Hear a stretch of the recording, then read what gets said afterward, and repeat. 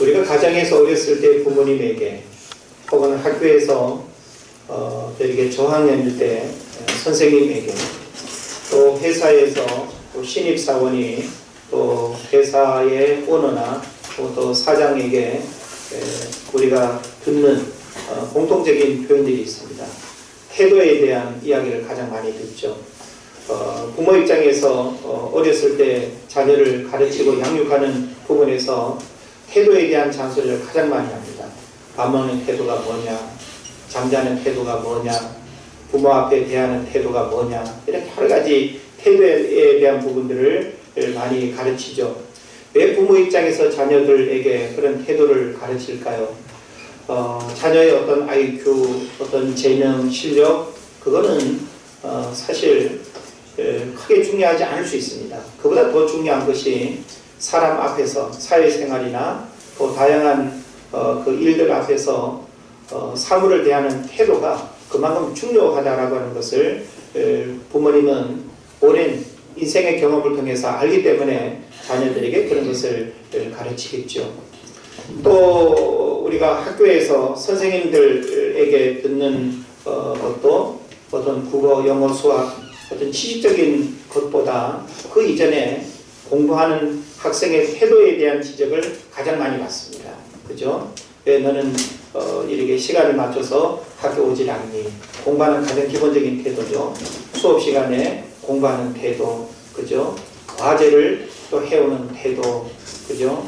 시험에 대한 태도, 혹은 선생님의 어떤 책망을 받았을 때 그 책망을 또 잘 받아들이고 또 책망 앞에 또 아이들의 태도. 그러니까 공부하는 학생들 입장에서 태도가 올바르면 사실 공부를 잘할 수밖에 없고 어떤 지식이 좀 부족해도 태도가 좋으면 우리는 그 사람의 인격과 장래를 희망적으로 우리가 바라볼 수 있는 것입니다. 우리가 회사를 다니거나 또 사업을 하는 일에 있어서도 참 태도에 대한 부분들 많이 강조하죠.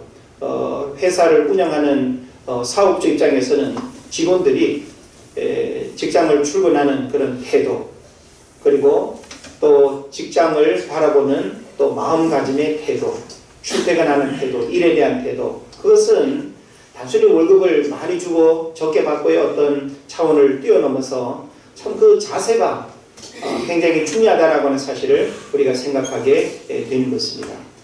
군생활을 기억해보면 참 졸경 때 고참들로부터 그 태도에 대한 지적을 많이 받고 얻어맞고 혼나기도 한 것 같아요. 그래서 어느 집단이나 어느 조직이나 이 태도에 대한 부분은 상급자 입장에서는 가장 많이 또 말할 수밖에 없는 부분이고, 아랫사람 입장에서는 또 가장 많이 듣게 되는 부분이 그런 태도에 대한 부분이 아닌가 하는 생각을 해봅니다. 저는 주중에 어떤 책을 읽으면서 이 영적 태도라고 하는 한 단어가 저에게 큰 깨달음으로 다가왔습니다. 그래서 한 해가 저물어가는 또 이 연말의 시간에 우리는 연초나 연말이나 1년 365일 우리가 인생을 살아가는 삶의 여정 속에서 하나님 앞에 서는 그 신앙인의 영적 태도가 참 중요하다라고 하는 사실을 먼저는 저 자신에게 이렇게 돌아보게 되었습니다. 그러면서 여러분과 함께 참 우리들 신앙생활에 이 영적 태도는 하나님의 은혜와 축복을 받는 아주 보이지 않는 통로가 된다는 사실이에요. 하나님 우리가 행위적으로 눈에 보여지는 무언가가 아주 이렇게 뛰어나고 하나님을 감동시켜서 복을 주시기보다는 보이지 않는 우리 내면의 모습이, 사람은 잘 모를 수 있지만 하나님만이 보고 아시는 우리 내면의 그 영적 태도가 결국은 하나님 앞에 인정받고 축복받는 중요한 비결이 된다라고 하는 사실을 우리가 생각을 해볼 수 있습니다. 그래서 신앙인에게 가장 중요한 것은 영적 태도다. 이걸 오늘 여러분이 이 한 시간의 예배를 드리면서 가장 중요하게 이해를 하면 좋겠습니다. 나는 하나님을 섬기고 또 신앙생활하는 또 예배 드리는 이 모든 일체의 그 부분에 있어서 나의 영적 태도는 어떠한가라고 하는 사실을 우리가 알아야 되겠죠. 우리가 인간관계에서도 좀 그 태도에 대한 불량함이 느껴질 때 우리가 깊은 인간관계 맺기도 어렵습니다. 상하관계 속에서 태도가 불손하면 참 내가 뭔가를 주고 싶고 해주고 싶은 일이 있어도 마음을 다해서 베풀고 이끌어주기가 어렵습니다. 그런 면에서 태도는 내가 어떤 대가를 지불하지 않는 부분임에도 불구하고 참 보여지는 그런 어떤 이미지 속에서 굉장히 중요한 메시지를 우리에게 준다라고 하는 사실을 생각을 해볼 수 있습니다. 그래서 이 영적 태도에 대한 부분을 여러분에게 중요하게 언급을 하면서 이 영적 태도는요, 영혼의 총신과도 같습니다. 총신이 좀 생소한 단어일 텐데, 총신이 뭔가 하면 총을 쏘게 되면 총알이 나가는 끝부분의 그 관을 총신이라고 합니다.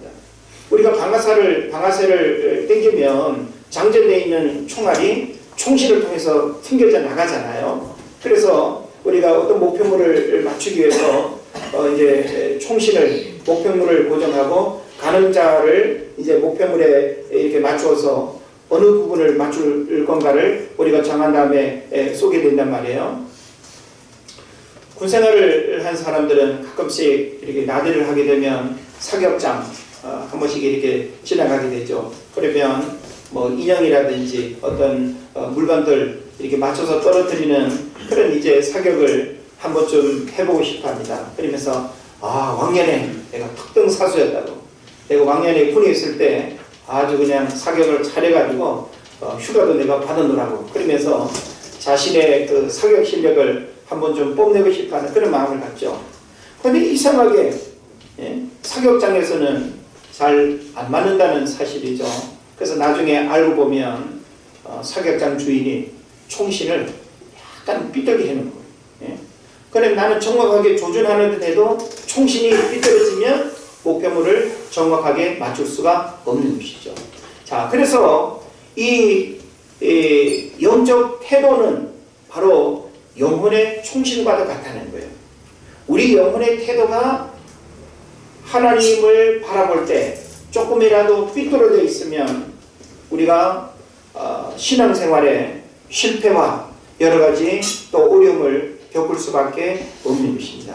그래서 우리는 먼저 영적 태도에 대한 이해를 좀 할 필요가 있는데, 영적 태도는요, 하나님과 나와의 이 믿음 생활에 있어서 뭘 의미하는가 하면 우리의 가치관, 그리고 건강한 자존감, 그리고 자기 감정과 생각을 건강하게 다스리는 능력이 영적 태도가 됩니다. 그러니까 영적 태도는 우리의 건강한 신앙적 가치관, 그리고 또 건강한 우리의 자존감, 감정과 생각을 건강하게 다스리는 능력, 이게 바로 영적 태도로부터 비롯되는 아주 중요한 부분이 된다는 사실입니다. 그리고 영적인 태도는 긍정적인 믿음의 언어를 말하는 또 습관이 되기도 합니다. 그리고 우리가 어떤 영적 태도를 갖느냐에 따라서 우리 안에 이미지도 굉장히 달라질 수 있고 가치관도 달라질 수 있고 우리가 무언가를 생각하는 어떤 삶의 방향이나 목적도 달라질 수 있다는 하는 사실을 우리에게 가르쳐 줍니다. 그래서 신앙생활을 오래 하고 기도 생활을 많이 하는 사람도 보이지 않는 이 내면의 영적 태도가 문제가 있으면 어떤 어려움이 왔을 때 쓰러지거나 혹은 또 여러 가지 영적인 어려움을 겪기가 쉽습니다. 그래서 우리는 사람의 눈에 보여지는 모습이 중요한 것이 아니라 보이지 않는 우리 내면의 마음가짐 혹은 영적인 태도가 굉장히 중요하다는 거예요. 우리는 인간관계 속에서도 사람이 같은 친구지간임에도 불구하고 참 친구를 대하는 그 마음가짐, 그 어떤 태도가 참 이렇게 곱고 그죠? 따뜻하고 올바르면 참 이 친구 잃어버리고 싶지 않습니다. 우리 이웃에게 있어서 이런 좋은 삶의 태도를 가지고 있는, 긍정적인 삶의 태도를 가지고 있는, 대화를 하면은 기쁨이 있고 힘이 되고 뭔가 나에게 에너지를 이렇게 느끼게 하는 그런 좋은 사람이 있다고 한다면 그 사람을 우리는 잃어버리고 싶어 하지 않습니다. 우리는 단순히 그 사람이 가지고 있는 실력, 그 사람이 가지고 있는 자격증, 그 사람이 가지고 있는 남다른 능력, 그것 때문에 우리는 그 사람을 부여잡지 않습니다. 설령 어느 한 사람이 그런 걸 가지고 있다 하더라도 공부하는 학생으로서의 태도가 뭔가 잘못되어 있고, 직장을 다니는 그 직장인으로서의 어떤 태도가 뭔가 모나 있고, 그렇다고 한다면 우리는 그 태도가 잘못된 부분 때문에 이런 능력 있는 사람을 언제라도 포탈할 수 있습니다. 그게 좀 부족하고 연약해도 사람이 진실하고 변함이 없고 어떤 태도에 있어서 무음한 그런 모습을 가지고 있다고 한다면 오히려 이 사람이 진국이겠죠. 오히려 이 사람이 어딜 가도 인정받고 그리고 오래 갈 수 있는 그런 참 능력의 사람이다 라고 하는 사실을 우리가 생각을 해볼 수 있는 것입니다. 그래도 저는 앞에서 여러분에게 공부에도 태도가 중요하다는 것, 사업에도 태도가 중요하다는 것, 우리 모든 삶에 있어서 태도는 굉장히 중요합니다. 근데 오늘 저는 더 중요하게 여러분과 나누고 싶은 게 뭔가 하면 우리들 신앙생활의 영적인 태도가 그 어떤 것보다 중요하다. 우리가 신앙생활에 있어서 이 영적인 태도를 어려서부터 올바르게 교정하지 않고 하나님을 진정으로 두려워하고 하나님을 진정으로 사랑하고 경외하는 이 영적 태도로부터 우리가 세속적인 어떤 가치관이나 인본주의적인 그런 어떤 마음에 우리가 변질되어 버리면 이거는 영적 태도가 문제가 있는 거죠. 그래서 영적 태도는 영혼의 총신과도 같다고 제가 말씀드렸잖아요. 예? 총을 쏠 때 그 총신이 약간이라도 이렇게 균형을 잃어버리게 되면 내가 아무리 종조전을 잘한다 하더라도 총알이 빗나갈 수밖에 없는 거예요. 하나님 앞에서 우리의 영적인 태도가 뭔가 내면에 꼬여있고 뭔가 틀어져 있고 그 하나님을 향해서 나의 영혼의 이 중심이 이렇게 빗나가 있다고 한다면 우리는 그 하나님으로부터 내게 흘러올 진정한 영적 축복을 누리기가 어렵다라고 하는 사실입니다. 그런 면에서 사실은 영적인 태도는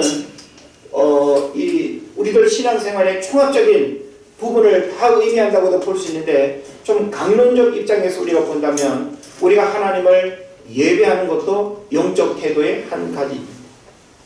우리가 기도하는 부분도 영적 태도의 한 모습이죠. 그런 면에서 우리는 예배하는 일에 있어서도 하나님이 나의 어떤 외모도 보시지만 우리 마음의 중심을 하나님이 꿰뚫어 본다라고 하는 측면에서 우리가 보더라도 우리는 예배함에 있어서 영적인 태도를 어떤 마음으로 예배하고 있는가를 우리가 돌아볼 수 있어야 됩니다.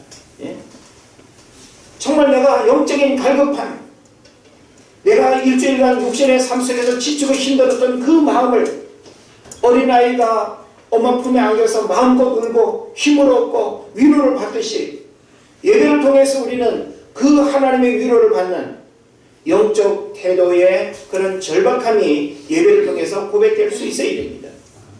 예배는 우리가 형식으로 드리고 억지로 드리고 마지못해서 드리고 예배의 어떤 횟수가 우리들 신앙생활의 목적이 되어서는 안 된다라고 하는 사실이죠. 그런 면에서 우리는 이와 같은 신앙생활의 행위적인 하나하나도 영적 태도의 아주 중요한 부분이라는 사실을 알아야 됩니다. 예배하는 일의 영적인 태도, 기도하는 일의 영적인 태도, 하나님 앞에 헌금을 드리는 일에 우리 내면의 영적인 태도가 올바라야 됩니다. 내가 봉사하고 한 영혼을 전도하기 위해서 힘쓰고 애쓰는 일에 있어서도 그 내면에 하나님을 향한 우리의 영적인 태도가 올바르지 않은 상태에서 눈에 보여지는 모든 행위들은 하나님 앞에 사실은 인정받을 수 없는 문제가 된다는 사실을 알아야 됩니다.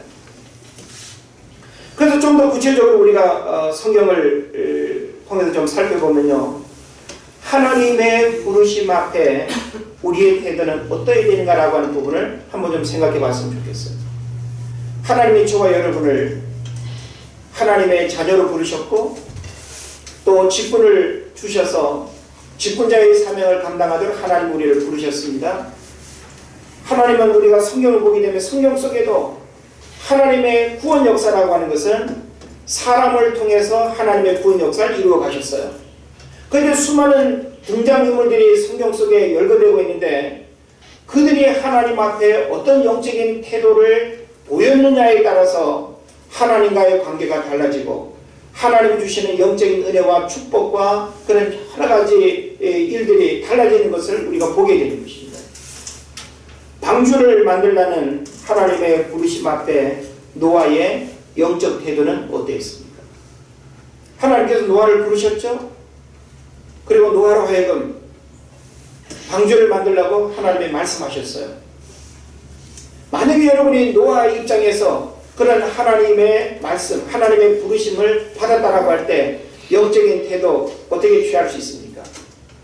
우리가 성경을 보면 노아는 그 하나님의 그 부르심, 하나님의 그 말씀하심 앞에 불순종하지 않았습니다.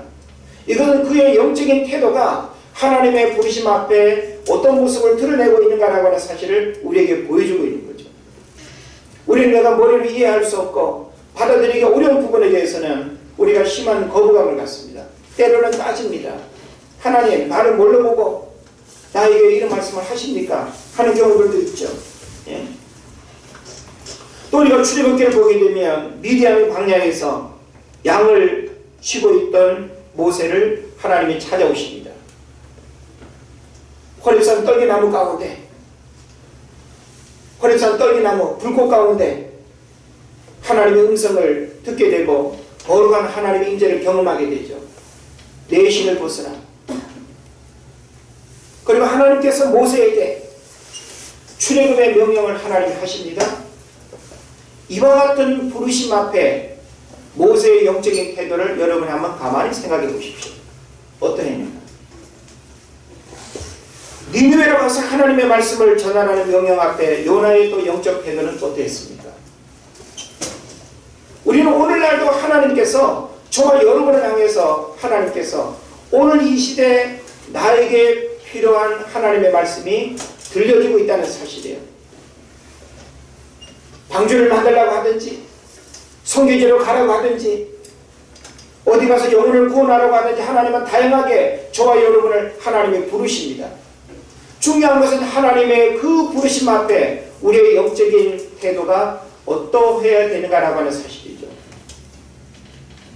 잘못된 영적인 태도, 하나님 앞에 불순한 영적 태도, 하나님 앞에 거만한 영적 태도, 하나님께서 어떻게 하실까요? 인정하지 않습니다. 하나님의 부르심 앞에 우리의 영적인 태도는 겸손해야 됩니다. 순종해야 됩니다. 내가 받아들이기 어려운 일일지라도 순종할 때 하나님은 영적 태도를 올바르게 가지고 있는 그 사람을 통해서 하나님이 일하시고 그리고 그 놀라운 은혜를 보여준다라고 하는 사실을 믿으시기를 바랍니다. 그리고 또 우리는 하나님의 말씀 앞에 어떤 영적인 태도를 취해야 되는가를 생각해 볼 필요가 있습니다. 하나님의 부르심 앞에도 우리의 태도는 대단히 중요합니다. 구약 성경에 보면 얼마나 많은 인물들이 등장합니까? 그 많은 인물들이 하나님의 부르심 앞에서 우리에게 보여지는 그 이미지로서의 영적인 태도, 우리가 배워야 할 부분들이 굉장히 많습니다.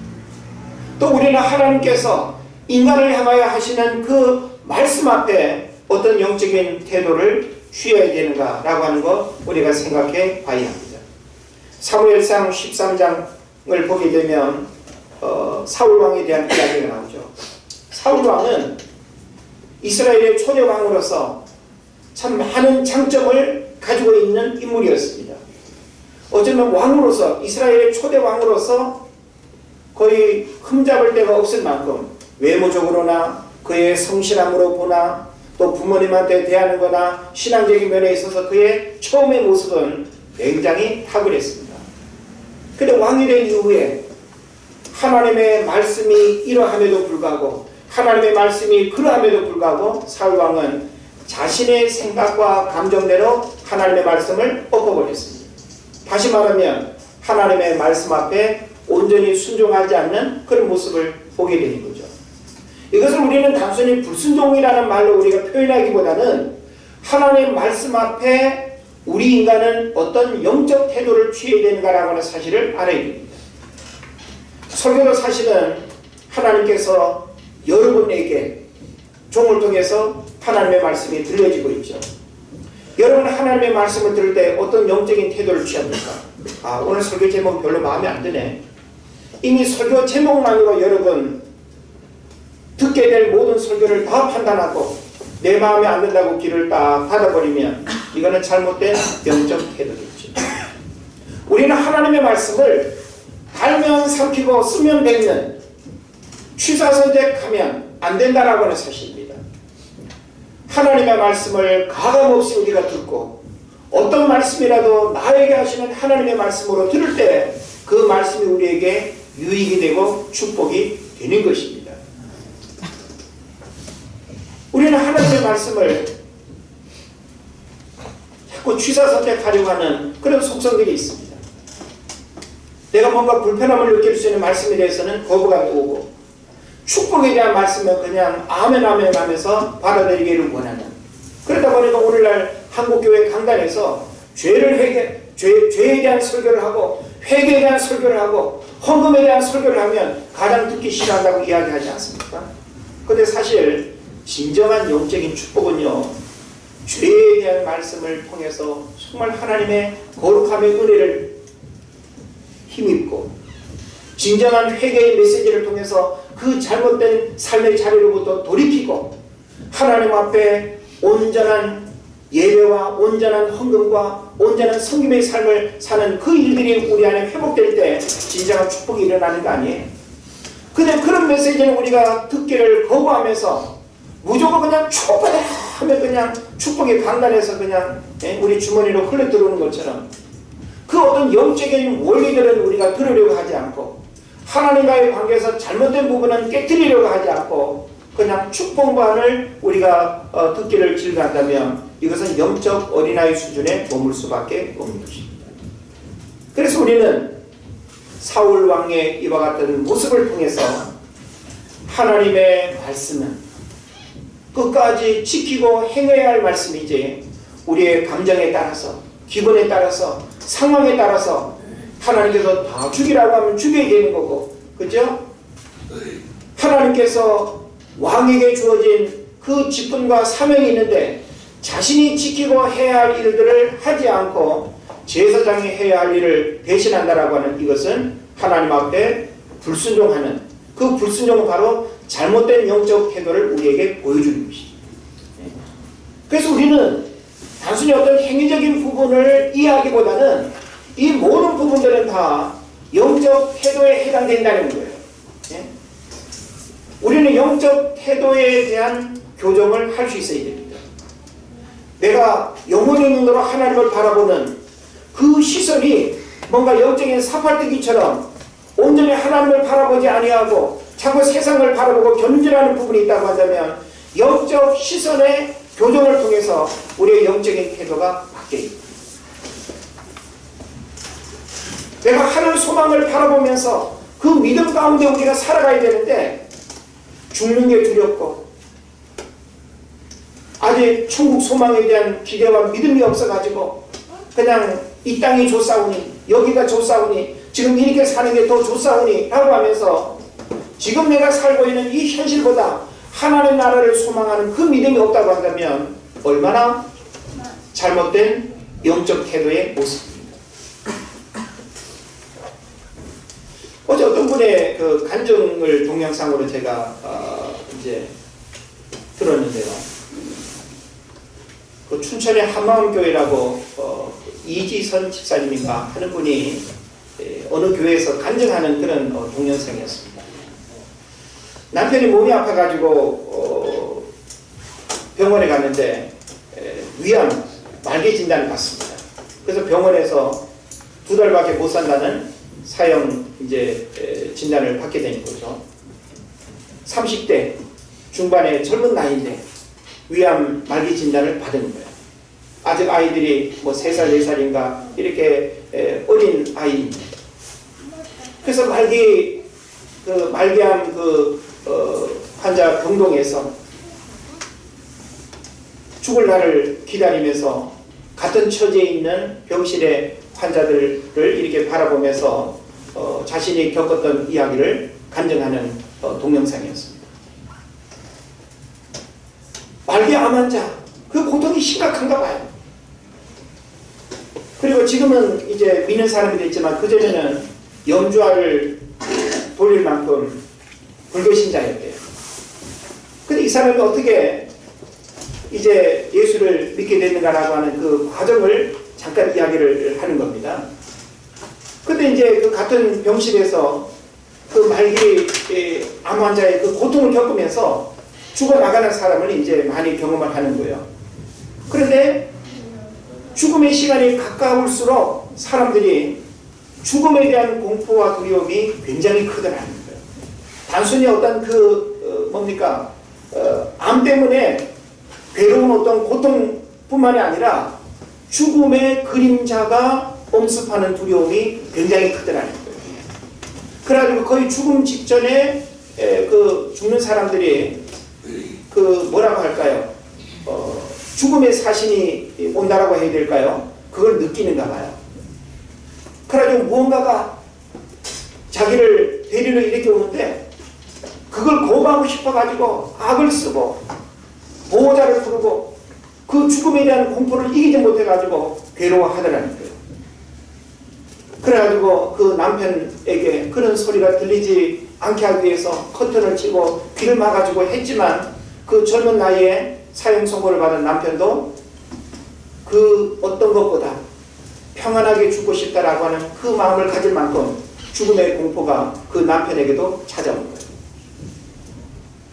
그런데 이 부인이 그 남편을 이렇게 간병하면서 자기도 그 죽음의 공포가 남편이 느끼는 그 공포가 보호자인 자기에게 동일하게 오더라는 거예요. 근데 자기는 죽음이 끝이라고 생각을 했다는 거죠. 그런데 그가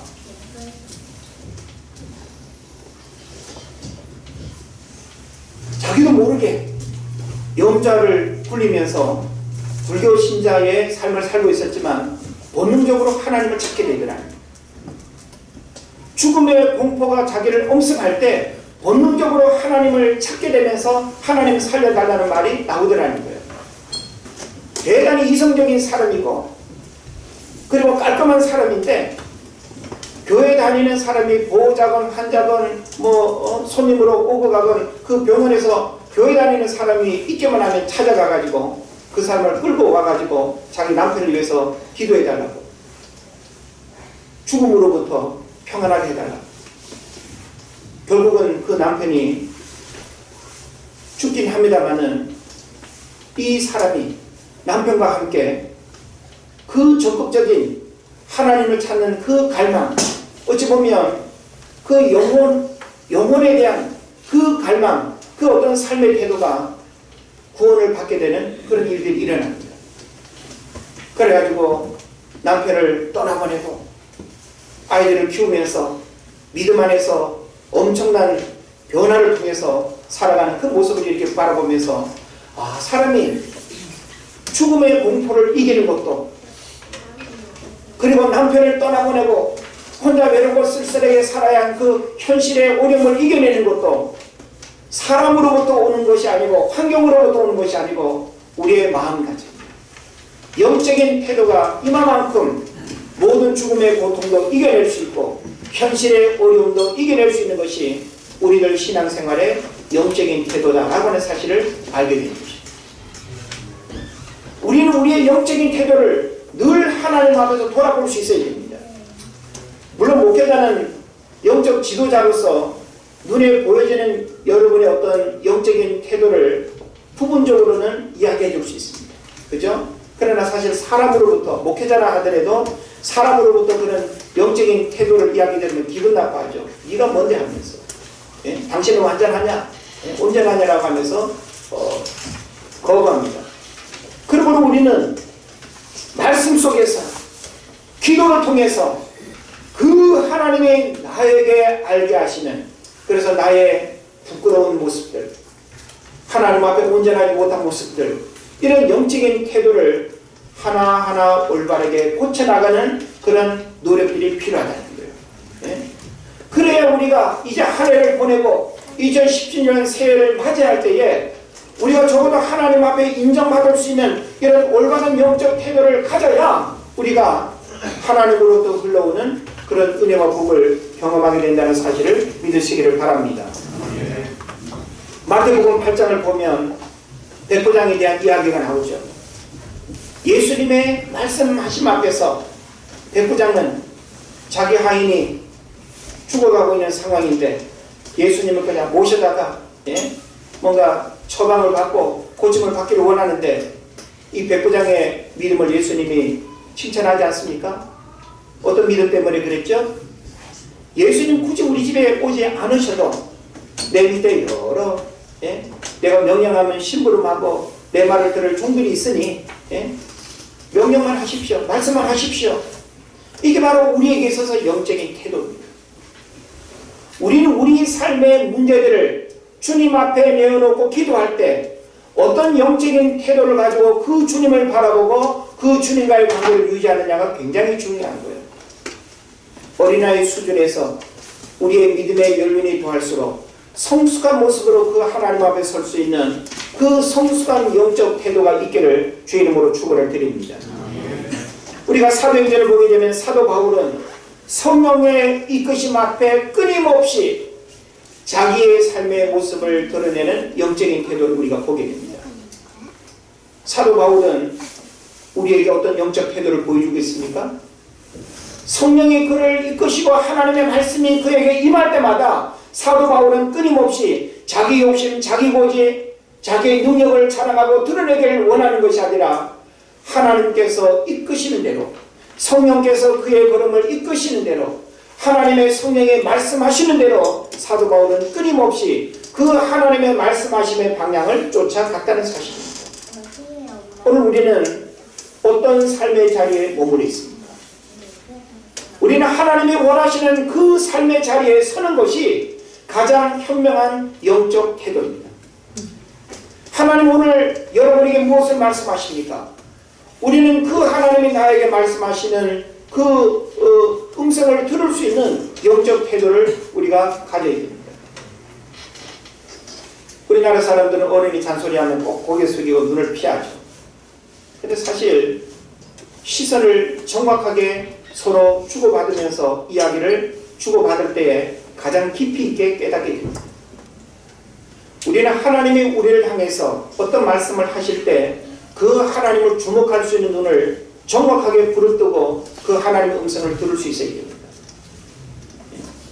흘러 지나가는 말씀으로 듣는 것이 아니라 나에게 하시는 생명의 말씀으로 듣는 그런 기회가 필요하다는 사실이죠.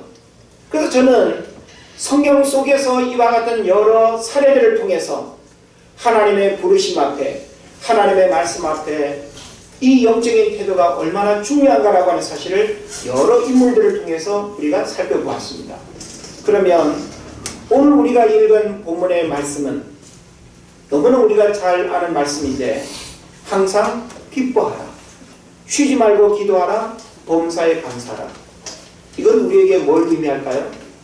이것은 바로 이 땅을 살아가는 저와 여러분이, 구원받은 하나님의 백성으로 살아가는 여러분이 영적 태도의 모습이 어떠해야 되는가라고 하는 사실을 구체적으로 안내하는 중요한 말씀이 되는 겁니다. 항상 기뻐하는 것, 크리스찬의 영적 태도여야 된다는 거예요. 쉬지 말고 기도하는 것 역시 영적 태도의 모습이어야 됩니다. 범사에 감사하는 것, 이건 역시 하나님 앞에서 우리의 영적 태도의 가장 이상적인 모습임을 우리에게 보여주고 있습니다. 그러니까 여러분이 다른 관점에서 본문을 보려고 하지 말고 오늘은 영적 태도라고 하는 측면에서 본문을 이해하시면 좋겠습니다. 그렇다면 항상 기뻐하라. 이것은 우리가 어떤 영적 태도를 가져야 된다는 의미일까요?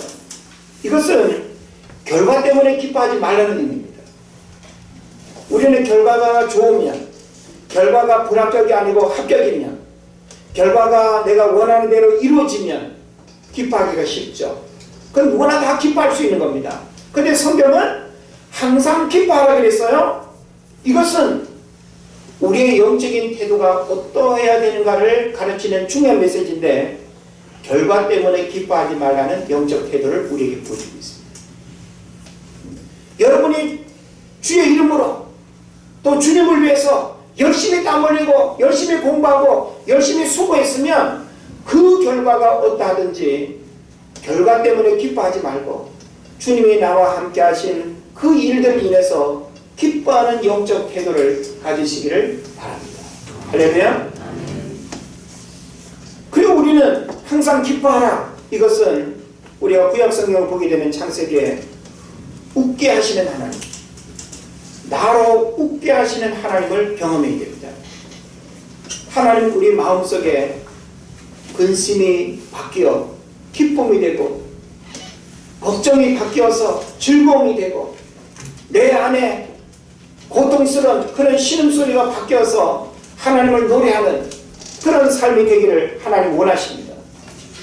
그래서 우리로 웃게 하시는 하나님, 그래서 우리가 고통스러워할 수밖에 없고 괴로워할 수밖에 없는 그런 문제들이 있다 할지라도 우리는 나로 하여금 웃게 하시는 그 하나님을 경험하는 영적 태도가 있어야 된다는 것입니다.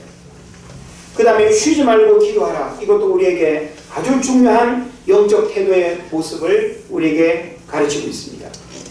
쉬지 말고 기도하라. 이것은 우리에게 어떤 영적 태도의 의미를 주는 걸까요? 이것은 기도가 삶이 되게 하라는 것입니다. 우리는 문제 해결의 수단으로 기도하지 말고 기도가 삶이 되고 기도가 영적 호흡이 되는, 그래서 하나님께서 끊임없이 타락 이후에 깨어졌던 그 하나님과의 영적인 대화를 우리에게 원하신다는 것, 이게 바로 기도 생활의 핵심입니다. 그러므로 우리는 기도에 있어서 영적 태도를 쉬지 말고 기도해야 된다라고 하는 이런 의미로 여러분이 잘 깨달아야 된다는 사실을 믿으시기를 바랍니다. 그 다음에 마지막으로는 범사에 감사합니다. 범사에 감사하라. 모든 일에 다 감사하라는 의미죠. 이것은 고난 중에서도 감사하라는 것입니다. 예? 우리 목사님 아까 기도에도 표현됐지만 참 우리가 지나온 1년의 시간을 돌아보면 은혜요 감사 아닙니까? 은혜로 살아온 시간들, 그래도 감사할 수밖에 없는 일들, 설령 지난 1년의 시간 속에 어려움도 있었고 실패도 있었고 좌절도 있었고 고통도 있었다 할지라도 지금 이렇게 하나님 앞에 서 있는 이 시간을 보면 감사할 수밖에 없는 것입니다. 그래서 우리는 어떤 상황 속에서도 하나님 앞에 감사하는 삶을 살아가는 영적 태도를 가져야 된다는 거예요. 지금 이 데살로니가전서 5장 16절로 18절의 메시지는 단순히 이렇게 살아라고 하는 그런 어떤 명령보다는 영적 태도로서의 메시지를 여러분이 이해해야 된다는 사실을 깨달으시기를 바랍니다. 그리고 감사로 시작하고 감사로 마쳤습니다. 이제 한 해를 마무리하는 시간에 우리는 많은 감사가 고백됐으면 좋겠어요. 하나님 그래도 감사합니다. 그래도 우리 가정을 들여다보면 감사합니다. 그래도 감사합니다. 네? 이제 우리는 2017년 새해를 맞이할 때 하나님 감사합니다. 새해를 주면서 감사합니다. 범사에 감사하라고 하는 이것은 감사가 우리 삶의 중심이 되어야 된다고 하는 사실을, 그래서 이것이 우리에게 영적 태도의 모습이 된다는 사실을 성경이 가르치고 있습니다. 그래서 저와 여러분 한 해가 저물어가는 이 마지막 시간에 영적인 태도를 점검했으면 좋겠어요. 하나님 앞에서 우리의 영적인 태도를 올바르게 회복하고 잘못된 부분들이 있다면 교정하고, 그래서 하나님 앞에 영적 태도로서 인정을 받아야 돼요. 그리고 오늘 본문의 이 말씀은 바로 영적 태도의 삶을 우리가 어떻게 살아가야 되는가를 우리에게 가르치는 중요한 메시지가 되는 것입니다. 그래서 항상 기뻐하고 쉬지 말고 기도하고 범사에 감사하는 이것은 바로 저와 여러분이 이 땅을 살아갈 때 하나님 앞에 행해야 할 아주 소중한 영적 태도임을 알고 이렇게 살아감으로써 여러분 삶에 부어질 그 놀라운 영적인 축복이 흘러가기를 주의 이름으로 축원을 드립니다.